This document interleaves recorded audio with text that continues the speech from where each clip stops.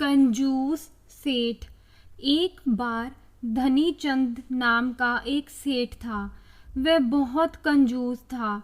उसके पास कोई भी नौकर ज़्यादा दिन तक नहीं टिकता था, क्योंकि वो काम पर रखने से पहले नौकर के सामने 3 शर्त रखता था, जिसको कोई भी पूरा नहीं कर पाता था।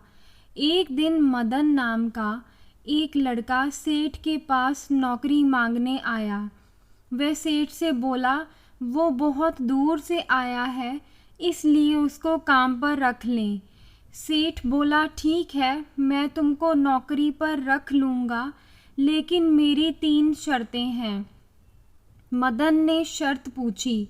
सेठ बोला कि तुमको दिन में या रात में जब भी मैं कोई काम बोलूं, तुमको वो करना पड़ेगा। दूसरी शर्त, तुमको दिन में एक बार ही खाना मिलेगा। तीसरी शर्त, तुम खुद नौकरी छोड़कर जाते हो तो तुमको मुझे 1 साल का पैसा देना होगा। मदन सेठ की सारी शर्तें मान गया। सेठ बहुत कंजूस था। वह मदन को गोदाम से भारी भारी बोरियां लाने को कहता और दिन में एक बार ही सूखा भोजन देता था, जिससे मदन कमज़ोर होता जा रहा था। कुछ दिन तक ऐसे ही चलता रहा। एक दिन सेठ की बीवी ने उसको खाने में बहुत कम रोटी दी। मदन बोला, इतना काम करने के बाद इतना कम खाना? तो सेठ बोला, तू काम ही कितना करता है। मदन कुछ दिन बाद सेठ से नौकरी छोड़ने को बोला। सेठ ने उसको शर्त याद दिलाई। मदन ने अपनी माँ के कंगन बेचकर सेठ को पैसे दिए और गांव लौट गया। एक दिन गांव में मदन को उसका दोस्त रमेश मिल गया।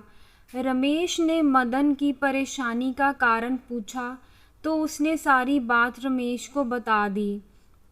रमेश ने सेठ का पता पूछा और मदन से कहा, तुम चिंता मत करो। रमेश सेठ के पास गया और उससे काम मांगा। सेठ ने उसको वही 3 शर्तें बताईं। रमेश ने कहा, मैं आपकी तीनों शर्तों को मानने के लिए तैयार हूँ, लेकिन आपको भी मेरी एक शर्त को मानना होगा। अगर आप मुझे नौकरी से निकालते हैं तो आपको मुझे 1 साल की पगार देनी होगी। सेठ ने सोचा ऐसी नौबत नहीं आएगी और उसकी बात मान गया। रमेश कुछ दिन तक काम करता रहा।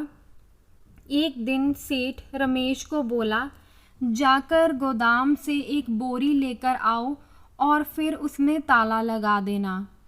उसने सेठ को सबक सिखाने की सोची।